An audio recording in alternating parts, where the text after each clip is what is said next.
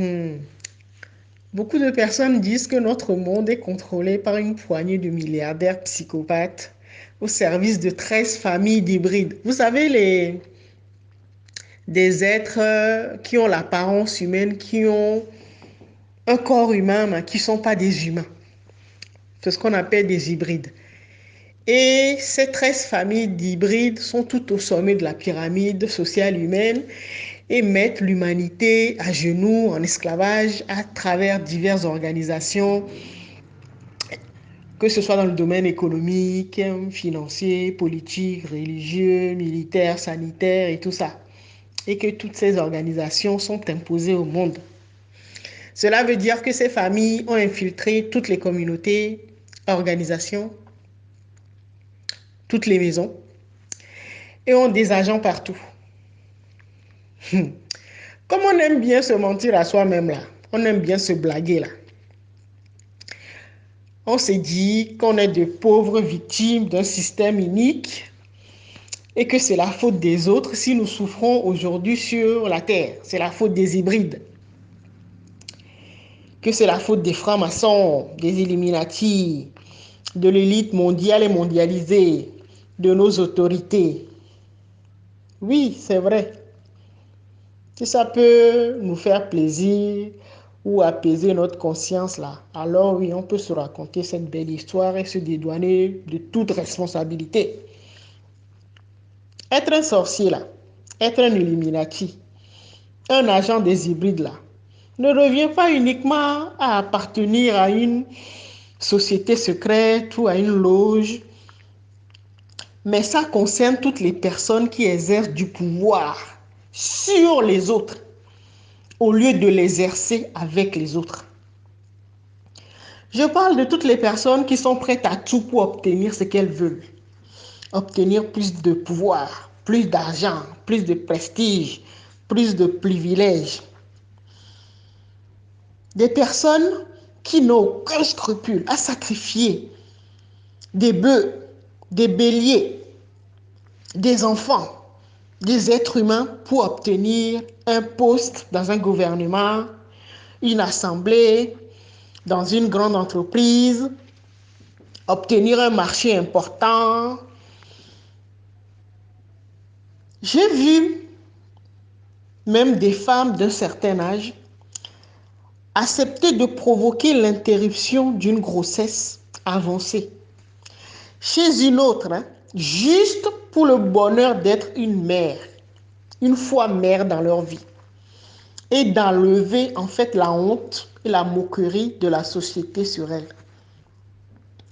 Quel crime, atrocité, injustice ne commettons-nous pas pour avoir plus de chance en amour, en affaires, pour retrouver la santé, construire une maison, avoir de belles voitures, se marier, avoir des pagnes de luxe, des chaussures de luxe et tout ça. Avoir plus de clients.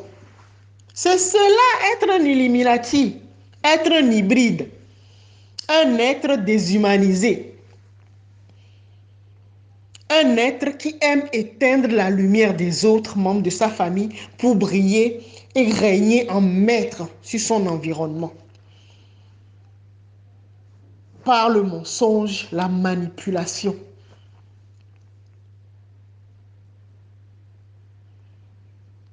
C'est cela exercer ses pouvoirs sur les autres au lieu de l'exercer avec les autres. La période apocalyptique que nous traversons actuellement, que d'autres appellent la nuit noire de l'âme ou la nuit la plus sombre de l'âme, cette période expose tous nos démons intérieurs, c'est-à-dire nos cruautés, nos parties ou pratiques les plus obscures, nos méchancetés, les injustices que nous infligeons les uns aux autres et que nous laissons souvent faire quand il s'agit d'un proche. Vous savez, c'est souvent difficile de reprendre un proche Parfois et souvent, nous préférons fermer les yeux quand il s'agit de notre papa, de notre maman, d'un époux, une épouse, un membre de notre communauté, un frère ou une sœur de notre congrégation religieuse, un patron, quand il s'agit d'un leader politique qu'on affectionne particulièrement et tout ça là. Nous préférons fermer les yeux sur ces actes ignobles, sur ces abjections.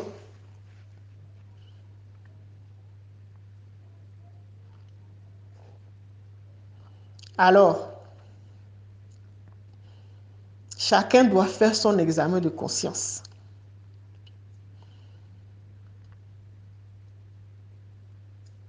Parce que c'est le temps de tous les dangers ou de toutes les opportunités. Parce que tout dépend de notre mentalité, de notre perception du monde. Parce qu'en fait, ce que nous voyons, ce n'est pas nos yeux qui voient. C'est notre cerveau. Ça dépend de la structure, de la structuration de notre cerveau. Grâce aux neurosciences, nous en savons un peu plus. Nous savons que ce n'est pas nos yeux qui voient en fait, mais c'est notre cerveau. C'est pour ça que je disais que danger pour toutes les personnes qui resteront piégées dans l'exploration de leur obscurité, là, de leur enfer, là, et passeront le reste de leur vie à subir les attaques et les provocations de leurs démons, ou soit des opportunités pour toutes les personnes qui auront compris qu'en fait, sans les épreuves et la souffrance, l'esprit humain est incapable d'évoluer. Je répète, sans les épreuves et la souffrance, l'esprit humain est incapable d'évoluer. C'est l'objectif de tout ce que nous subissons. Tout cela participe à notre évolution. Alors, on y voit des opportunités quand on comprend que c'est uniquement après être descendu dans son enfer là, pour affronter, neutraliser et vaincre ses démons. Donc, il faut être un guerrier. Ce n'est pas pour les poltrons. Ce n'est pas pour les pleurnichards. Parce qu'il faut vaincre, affronter, neutraliser ces démons, ces animosités, ces instincts qui nous poussent à commettre des atrocités, des cruautés vis-à-vis de nos semblables. C'est cela, affronter ces démons.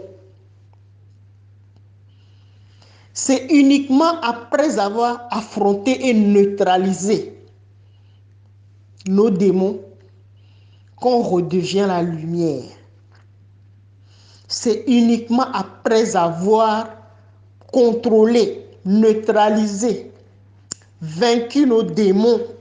C'est uniquement après cela qu'on reprend nos pouvoirs de co-création et de transformation de notre vie et de tout notre être juste par la pensée.